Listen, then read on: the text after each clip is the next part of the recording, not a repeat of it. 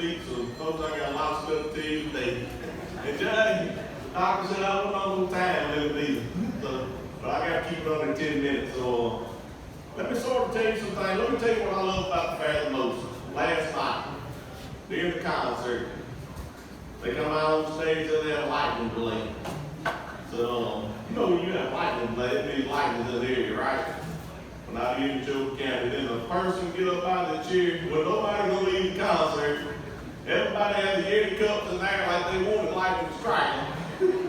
I know they had water in the cups, but you just can't make that up. So, but that's just what's good about the Neshoba County Fair. This morning I come down the road, walking this way, there's a drunk guy trying to climb over the fence. He had his left leg almost over the barbed wire, but he couldn't quite make it. That's just what I love about the fair, just seeing things like that. So what's happened since I last spoke here? I switched to the independent party. I said, look, folks, I'm tired of these Democrats, I'm tired of Republicans, I'm tired of hearing all this nonsense in Washington and Jackson. I'm gonna do my own thing. I've always done my own thing, so I'm gonna be an independent. So I switched to the independent party. Best decision I ever made in my life, besides marrying my wife. So it's been peaceful since I've been independent. My daughter graduated college, she got a job now, she's working as a teacher in Philadelphia. I ain't got to pay no more car notes. I'm through paying car notes, she's paying her own bill, and that's been a blessing. So pretty much all me and my wife been doing every day is farming and politics. I'm getting to sit at home a good bit, I done quit all my side jobs. I think my wife's getting tired of seeing me every day. She's ready for me to leave, and we'll be sitting in the recliner, and she was like, boy, I'm bored. I said, yeah, I'm bored too. I said, you know, we can always go to start a new family, try to have more kids. But she don't follow that trick no more, so there we are. So, look, let's talk about some politics. Let me get off all I got off to the beat. Let's talk about some politics. We finally started the Highway 19 project in Reading. Boy, that's a blessing, ain't it? I really thought I'd see Jesus come back before the project was finished. So we finally gonna get that done. So when you see your highway commissioner with us in today, you thank you for that, because that's a big deal for Neshoba County. That's been something we've been working on for years and years. Ever since I was a little bitty boy, they talk about that.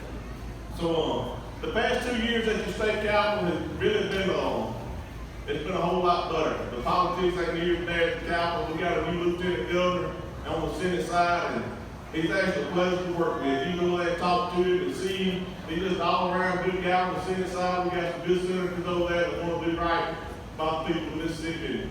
And things are just a whole lot better dealing with the city these days since we got a new lieutenant governor. The Speaker of the House this time, 2 years ago, you know, he gets to reappoint chairman. He appointed some good chairmen this time. He appointed some guys that really care about the rural Mississippi. You know, I always tell you, every year in rural Mississippi, I always just left out. We always get the short end of the stick. Well, this time, I'm going to recognize some of them. Before I do that, though, you got two new representatives in the back. Way back yonder, Troy Smith and Bill Allen from East Mississippi. They're doing a good job, and they represent the eastern part of the state well for you also. But we got some new chairmen, Jason White, Trey Lamar, John Reed, Nick Bain, Kevin O'Ran, and Mr. Amanda Barton. They all care about East Mississippi, and they're trying their best to help us over here with some projects that we want. So I want to thank the Speaker for making them appointments so actually can change some things. So let's talk about what we've been working on in Jackson. The biggest thing that the House has been working on, one of them is the tax plan. It's a good tax plan, but the problem with it, they don't know how to explain it to the common people. When they try to explain this tax cut on how it's going to work, they talk way over everybody's head. People can't understand it. So I'm going to put this in this common knowledge terms for you so you can understand what the Speaker's tax plan is about. Y'all ready for it? So, when you go to work every day and you get paid, you pay 4% to the state in income tax. That comes out of your check. Mississippi state tax 4%. So it's $4 on 100. Well, these low-lives that won't work, sit at home, playing on their cell phone all day, smoking crack and meth, they pay zero. They pay nothing. Now the sheriff right there, he's doing a good job trying to get them off the street, but they just sit at home doing nothing while the working man is working and paying for it. So what this tax plan does, it takes you paying 4% to zero. You paying the same thing that the folks who won't work pay. Now that's a good plan, ain't it? Y'all like it? Y'all don't like it? Somebody nod their head. All right. Next part of the plan is we care about the needy and the poor and the elderly. So we know most of you elderly people, what they pay the most money for are groceries, right? And the poor buy groceries. That's what big thing. So we want to help them. So we take the grocery tax from 7% to 4%. That helps the needy and the poor and the elderly. Now that's not going to help the ones that won't work because they don't just sit home and bum food off of them. That's just what they do. So that's going to make it even better on them. The next thing they do, now we got to pay for this, right?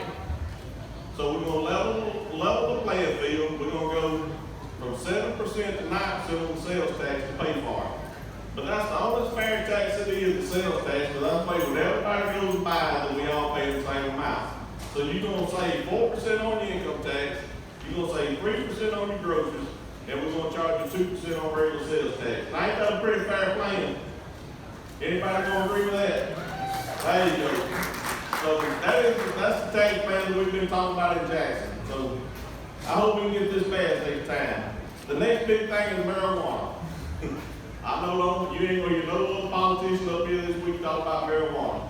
But folks, the people in Mississippi voted for marijuana 70-something%. They voted for it more than anything they've ever voted for before, and they want marijuana. My opinion is you would think they want it for medical purposes. But these folks, they just ready to smoke weed. I just be honest with you. I don't know why. I'm not going to smoke weed, don't like the smell of it. But they ready to smoke weed. So when the people vote 70-something%, your state legislator, we should have went back and fixed this problem for the people in Mississippi. Now I think we're going to go back, but I'm not sure. I don't know what the governor's waiting on, but we're probably going to go back sometime in the future and fix this.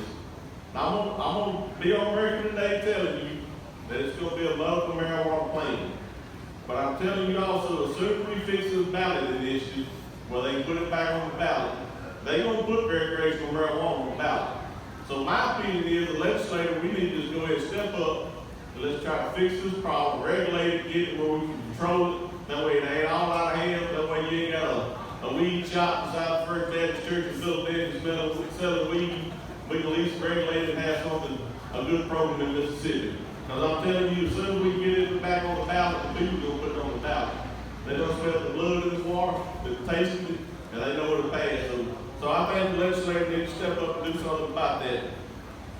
The last thing I'm going to talk about, I'm going to shut up and I'm going to sit down is for the last 2 years I've been in Jackson, I've always voted for everybody's project that's been across the state.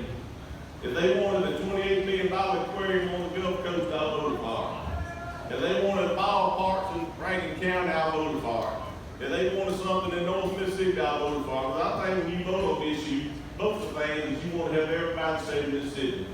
We all in this together. So this year, y'all check this out. I go to school in Mississippi, a little town in East Mississippi, called home of the national champion football team. They called and said, Mike, we need a new ball field. Our kids don't have anywhere to play ball. I said, all right, so let's go over there and look at it. Little old boy told us that whenever we play ball, Mr. Evans said, we can't even tell we in a home road. We ain't even got no fence. Now that's bad, ain't it? Got buckets out there for first and second base. So I said, we're going to try to get y'all some money. Because I support everybody in the state of Mississippi. I said, we're going to try to get you a little money for this. Talked to the speaker and everybody said, yeah, we'll try to get a little money for the ball field.